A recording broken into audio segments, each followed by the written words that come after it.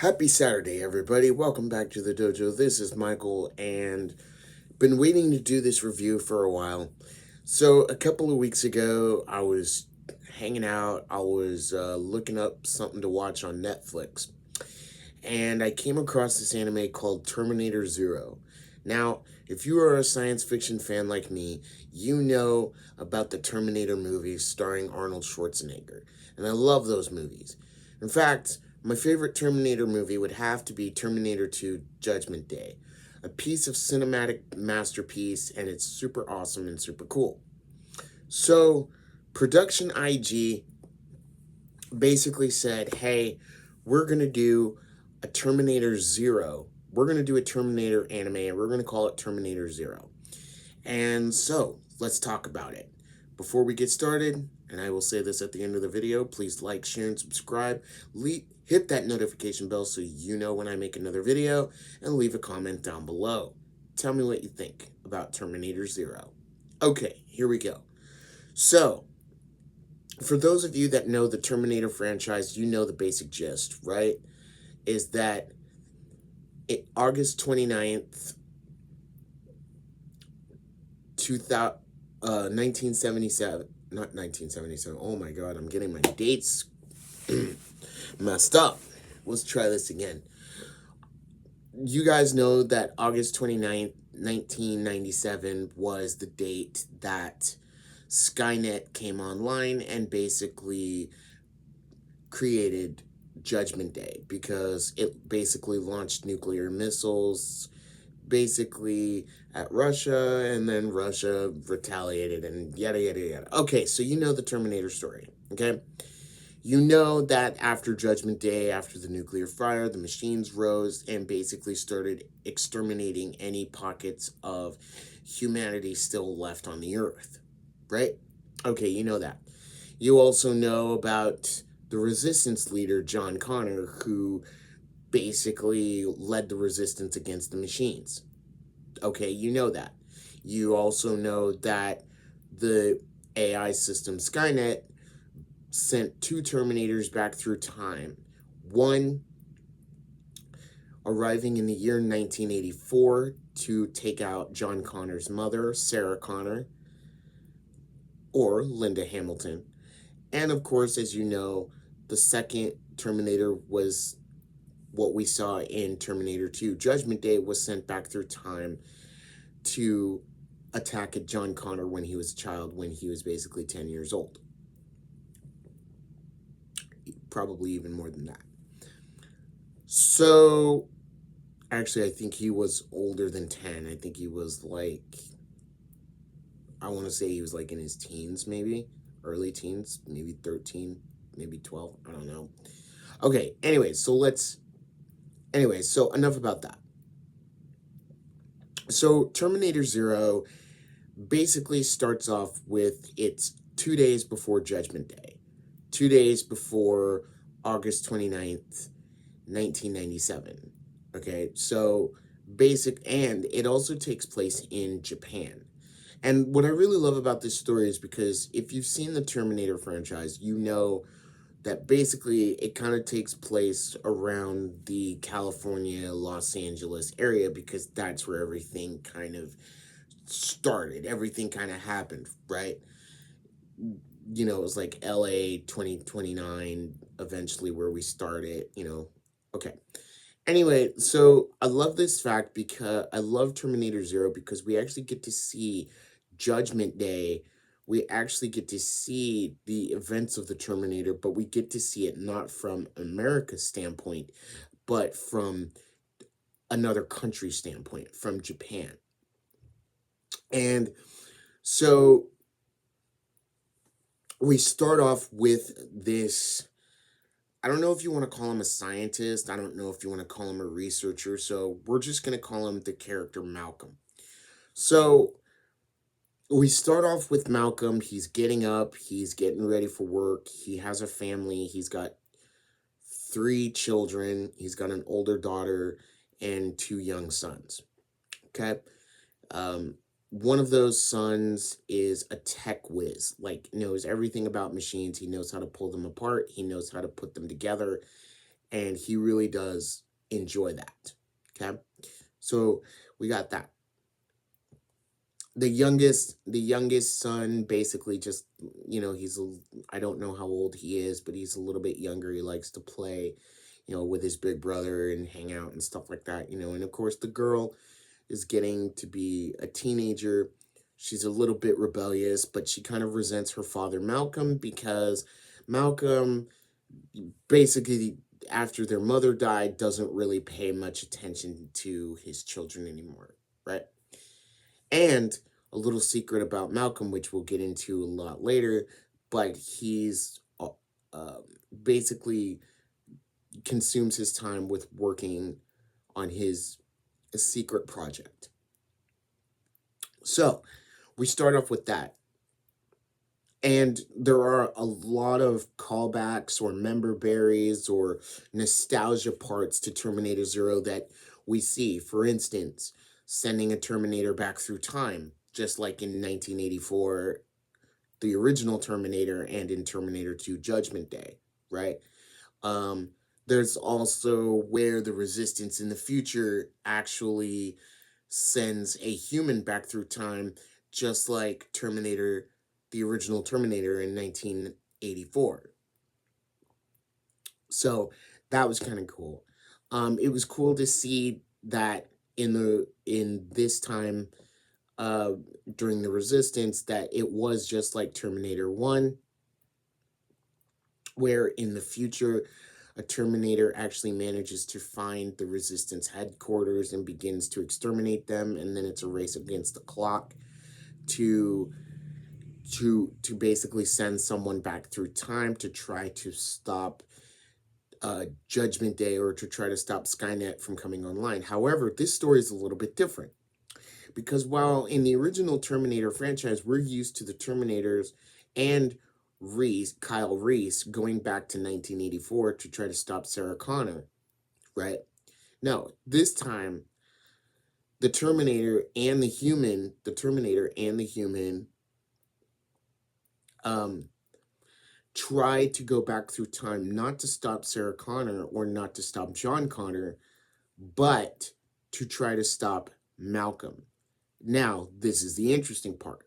Why is everything kind of focused on Malcolm? Because it kind of diverges, but here we go. So, as I said, Malcolm is very involved in his secret project. His secret project is, he knows about Skynet, he knows about Judgment Day, he knows what Skynet's going to do, and he's trying to stop it. He's trying to stop the war even before it begins, okay? And how he is wanting to do this, or how he originally wanted to do this, was to create another AI, but instead of giving it a command, or instead of giving it a purpose, he wanted it to come up with its own reasons for living. He wanted it to think on its own. He wanted it to basically discover things for itself and not be influenced by humanity or by anyone else's thoughts. So he does. And this AI is called Kokodo. Well, in this story, the human and the Terminator are sent back through time to stop Malcolm from bringing Kokodo online. Now, why are they wanting to bring Kokodo online? They're wanting to bring Kokodo online because they hope that Kokodo can possibly defend humanity against Skynet. Okay? Now, that's why Malcolm wants Kokodo online. But the Terminator and the human don't want Kokodo online for two reasons. Now, the human has come strictly to kill Malcolm, to prevent him from bringing Kokodo online. Okay? The Terminator is wanting to basically stop Kokodo altogether. Now, this story is going to get pretty intricate and A little bit difficult, but here goes. Okay? So bear with me here. All right. So Malcolm is in the room with Kokoro, and one of the things that I would like to point out to you guys is, remember I talked about the nostalgia era. Well, there are some pretty big references to the Terminator franchise in this story, like I've mentioned before, and I really enjoy that. I've already said a few of them, but there's one more. Uh, Malcolm, there are plenty of times of where Malcolm has a vision of Judgment Day affecting him, just like Sarah Connor did in Terminator 2 Judgment Day. So Malcolm basically has kind of like the same dream that Sarah Connor did, or Linda Hamilton, which was pretty cool to see from a different perspective. But the other thing is that um if you guys remember from Terminator 2, there was a point where the creator of the processor that eventually would become Skynet, Miles Bennett Dyson, there's a scene where he goes to this one clean room. It's like a clean room, right? And basically it's a secure clean room, and the only way you can get in is you have to turn a special key with a security guard. And they actually had that scene excuse me, in Terminator Zero. Excuse me again. And we see where Malcolm and a security guard basically turn the key on the count of three, 1, 2, and 3, and they open it, and that is the room into Kokoro's chamber. And Kokoro means to be one, essentially, because Kokoro has three personalities. She has a mind, she has a heart, and she has, and even though she didn't have a body, but she had a halo. So anyway, but so Malcolm is in the room with Kokoro, essentially trying to plead humanity's case to Kokoro. And Kokoro is basically saying, like, if you want me to defend humanity, like, why haven't you put me online, type of thing. And it's because Malcolm he doesn't want to activate Kokoro just yet because he's afraid. He's afraid that his own creation, he's afraid that Kokoro is going to basically be infected by Skynet, or better yet, even join Skynet in exterminating humans. And so basically, he's trying to convince his AI, he's trying to, have it make the decision on its own, come to its own conclusion that humanity is worth saving. And Kokoro continuously asks him, what do you need, Malcolm? Why can't you tell me what you're holding back? Like, why can't you tell me what's going on, type of thing? And we just see this hesitation on Malcolm. He knows what he wants to do, but he's not sure if he can do it. He's not sure if it can work. It's like the final moments of the final hour before Judgment Day, and he doesn't know if it's going to work. And there's a point that I actually like this. I actually like this one part where the AI Kokoro is basically asking, well, how do you know that Skynet is going to destroy humanity? How do you know this? For many years, for many generations, every single time humanity has faced a catastrophe or a calamity, they've always managed to survive, and it's always been like a new chapter. And here's Malcolm, and he's bowing his head, and he's like, no, this one's different. They won't survive. So finally, after much conversation, Malcolm takes a leap of faith, and he brings Kokoro online. And as she's learning, as she's becoming more aware of everything going on in the world, she comes back. Her whole entire chamber turns red. And Malcolm's like, Kokoro, are you okay? What's happening? And Kokoro says, I have met with Skynet, and basically says, you're right. Skynet is your enemy. Skynet wants to wipe every single human off the planet. And Kokoro says it wants me to join.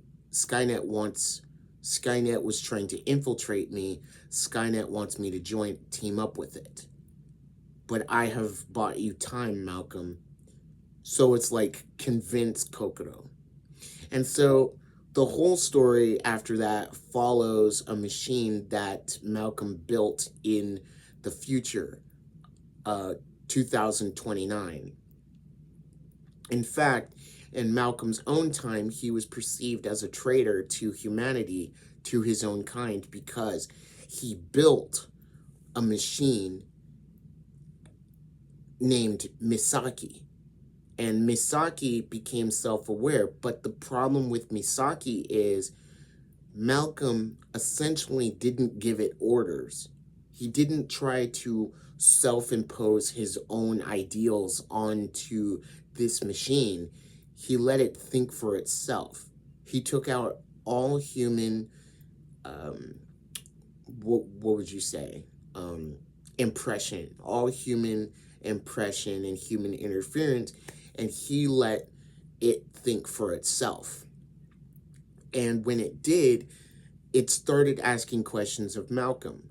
Not why should humanity live, but what is this like? Or why is this happening? Or what is that? Or what does this mean? Or something like that. And it began to learn and came up with its own name, Misaki, which means, I think it meant like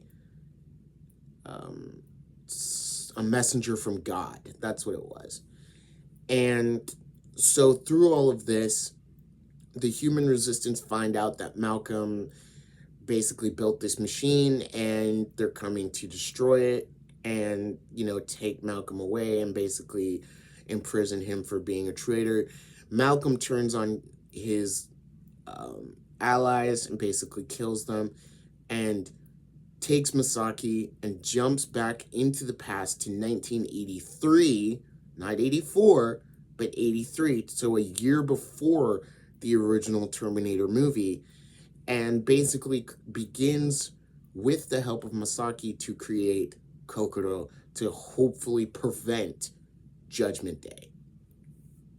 So, as the story progresses, we meet Misaki, we do a little bit more traveling with Malcolm's children, because the eldest daughter basically ran away, because Misaki actually bought the kids a robotic cat, and basically the eldest daughter, Raya, fell in love with it. And she wants to keep it, but Malcolm says no, because he already knows the future. He knows that if they keep any machine in their house, it's going to be infiltrated by Skynet. It could be used as a location device for them, which eventually it does, because when the Terminator actually does come through time, he actually uses the robotic cat, to find the kids. And the Terminator is basically going to use the kids to try to get Malcolm to shut down Kokoro. But he's also there to save the eldest son's life. Not the youngest son's, but to keep the eldest son alive, because eventually in the future, the eldest son basically creates a peace treaty between humanity and machines. So he's important for the future.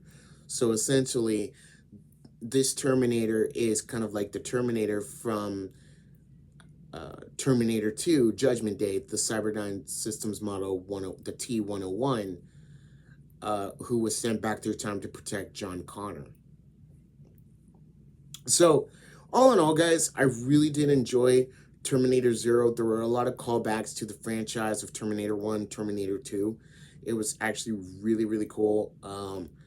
And production IG really did an awesome job with this Terminator. There's one other thing that I want to bring up in this review that I really, really liked. And I really, really like the fact how they explain time, that when you go back in time, essentially you're creating another reality. And I love this because for me personally, like, this was a callback to something that Trunks explained in Dragon Ball Z, which is when Cell was first being introduced, everyone thought it would be a good idea if Trunks went back in time to stop Dr. Gero before he created the androids and before Cell, essentially awakened. But Trunks explains that while going back in time, he could do that. He could stop the androids. He could stop Dr. Gero. He could stop Cell from doing all these terrible things, but it would change nothing for his future or nothing for the current timeline. It would only save that timeline where Cell and Dr. Gero and the androids had been stopped already. So you'd be saving one future, but you wouldn't be saving your future or the current or the present. And I loved how Terminator Zero really explained this, because as we know from the Terminator movies, the whole thing was Skynet sent the Terminators back through time to stop Sarah Connor and to stop John Connor. However, what Skynet failed to realize was that when you send a Terminator back through time to stop John Connor, to stop Sarah Connor, well, basically you're putting them on alert. You're putting them on alert, saying that they're going to be the leader of the resistance, right? But the other thing is that even if you went back in time and you, say, killed John Connor, or you killed Sarah Connor, or you did anything to affect that particular timeline, it doesn't mean that the resistance wouldn't happen at all. It just means that another leader of the resistance or another resistance would rise up to take on the machines. And so I really love how they explain the whole perspective of going back through time to change things, because you're changing one future, but you're not necessarily changing the timeline that you were living in. In fact, like I stated, you're creating a new timeline where everyone will eventually live peacefully and stuff. So, yeah. Anyway, guys, that's enough. That's the review of Terminator Zero. It is on Netflix. I highly recommend you go watch it. It's really, really cool. Short little series. I don't know how many episodes, because honestly, I got so involved in it that I didn't even count the episodes. But no, it's a really cool series, and I really enjoyed it. And it definitely brought back some old vibes of the Terminator. Good Terminator. And I love that. So, yeah. Anyway, if you like what you heard, please like, share, and subscribe. Please leave a comment down below. Let me know what you think. If you guys seen Terminator Zero, what do you think about it? Do you love it? Do you hate it? Do you want another season of it? Was it just that good? Let me know. Also, hit that notification bell so you know when I make another video. And remember, wherever you are, whatever you're doing, go make it an anime day. And I will see you all in the next video. Bye.